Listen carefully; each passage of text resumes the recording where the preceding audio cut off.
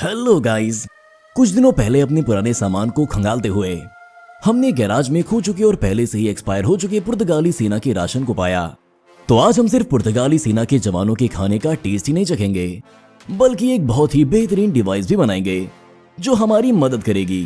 पुर्तगाल एक यूरोपीय देश है, जिसका मतलब है कि खाना अच्छी क्वालिटी और कई तरह का होना चाहिए। हमने पैकेज खोला और नाश्ते, दोपहर के खाने और रात के खाने को अलग अलग कर दिया। चलिए छोटी चीजों से शुरू करते हैं। सैनिकों की लड़ाई को और ज्यादा मजेदार बनाने के लिए हमारे पास 4 मजेदार कैरमल हैं और खाने के बाद अपनी सांसों को तरोताजा करने के लिए 2 च्युइंगम भी हैं। वैसे किसे याद है कि कौन से देश के राशन में 3 टूथब्रश थे? इसमें चीनी, नमक, सूखी अल्कोहल वाइप्स और गीली वाइप्स का ये बड़ा पैक भी है, जो ना सिर्फ उनके चेहरे और हाथों को पोंछने के लिए बल्कि शायद किसी और चीज के लिए भी होता होगा। वैसे वो सेना के लिए टॉयलेट पेपर क्यों नहीं रखते? वो सब टॉयलेट तो जाते ही होंगे, क्या उन्हें पत्तियों का इस्तेमाल करना पड़ता है? पानी कीटाणु रहित करने के लिए इसमें गोलियां भी हैं, जिन्हें हम बाद में देखेंगे। और ये टूटे फॉक वाली एक कटलरी है। खाने से पहले हमने अपने हाथों को गीले रुमाल से पोंछा और अपने नाश्ते का पहला कोर्स निकाला। ये कैंड मछली है, तो हमने इसे खोला। वाह, ये बहुत अच्छा है। ये टोमेटो सॉस में सार्डिन की एक फिलेट जैसा दिख रहा है। हमारे पास मछली के साथ खाने के लिए इन कुरकुरे नमकीन बिस्कुटों का एक पूरा पैकेट है। आप इसे जार से खा सकते हैं या आप मछली को कुकीज के ऊपर रख सकते हैं और टेस्टी छोटे सैंडविच बना सकते हैं।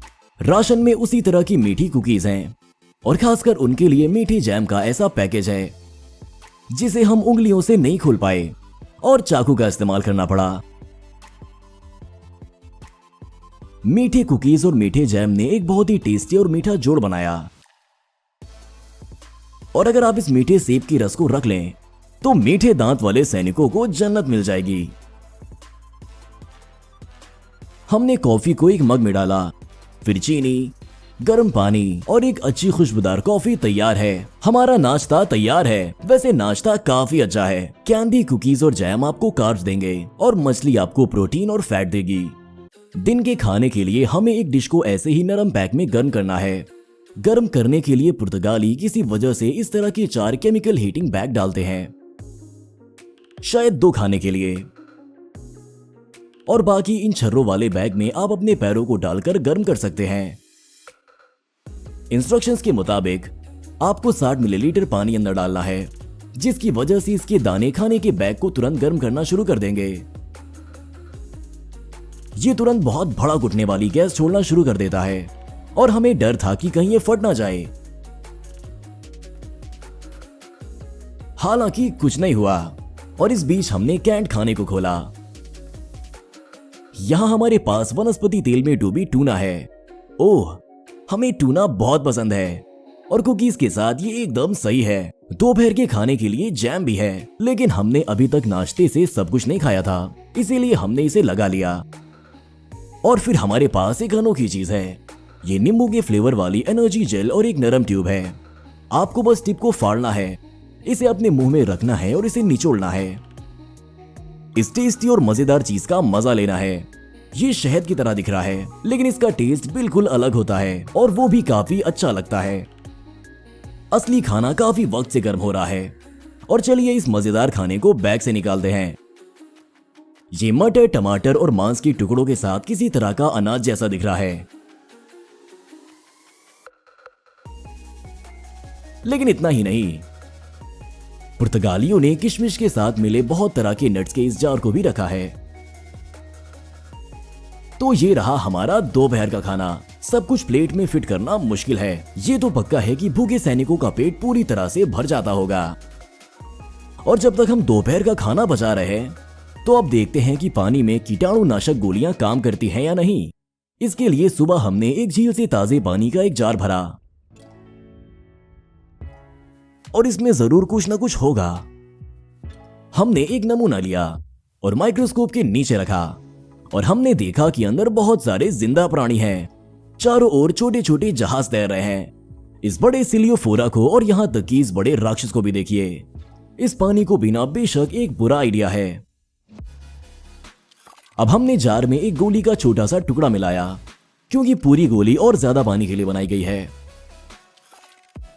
ये घुलना शुरू हो गई, जार के ऊपर और नीचे उड़ने लगी और 5 मिनट के बाद हमने इसके नमूने को देखा। जैसा कि उम्मीद थी, सभी तरह के जीवों की हरकतें नाटकीय तौर से कम हो गई थी, या यूं कहें हमें कोई भी जानवर नहीं मिला। सिर्फ ये पहले से ही मरी हुई छोटी चीज है जो शायद ही किसी को मरकर कोई नुकसान पहुंचा सके। और अब सबसे दिलचस्प हिस्सा, डिनर। और ये न सिर्फ अंदर के खाने की वजह से दिलचस्प है, बल्कि जिस तरह हम इसे गर्म करने जा रहे हैं इससे भी है। खासतौर पर इसके लिए हम एक छोटा सुपर कॉम्पैक्ट स्टोव बनाएंगे, जिसमें लगभग किसी भी ईंधन की जरूरत नहीं होगी, क्योंकि ये खुद ही ईंधन है। आरी का इस्तेमाल करके हमने लकड़ी के एक आम से टुकड़े से 20 सेंटीमीटर ऊंचे टुकड़े को काट लिया। फिर हमने 30 या उससे ज्यादा मिलीमीटर की चौड़ाई वाला लकड़ी का ड्रिल लेकर उसके ऊपर से 10 सेंटीमीटर तक की गहराई का एक छेद बनाया। अब हमने लॉक के किनारे पर उसी तरह का छेद ड्रिल किया ताकि वो एक कैविटी पर मिल जाए। और हमारा चूल्हा तैयार है। हमें बस चूल्हे में कुछ छोटी छड़ें डालनी है। और 1 मिनट रुकिए, हमें लगता है कि छाल में कुछ हलचल हो रही है। आप में से जिन्होंने पिछले वीडियोस देखे हैं, वो पहले से जानते हैं कि वहां कौन बैठा होगा, और ये अब थोड़ा गर्म होने वाला है। कुछ मिनटों के बाद चूल्हा गर्म हो गया।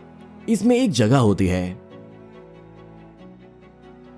और ये बिना किसी लकड़ी के जलने लगा। हमने रात का खाना बर्तन में डाला। फिर हमने 3 छोटे पत्थर लिए और उन्हें चूल्हे के किनारे पर रख दिया, जो पहले से ही बहुत गर्म है और हमें चिंता थी कि सारा खाना जल जाएगा।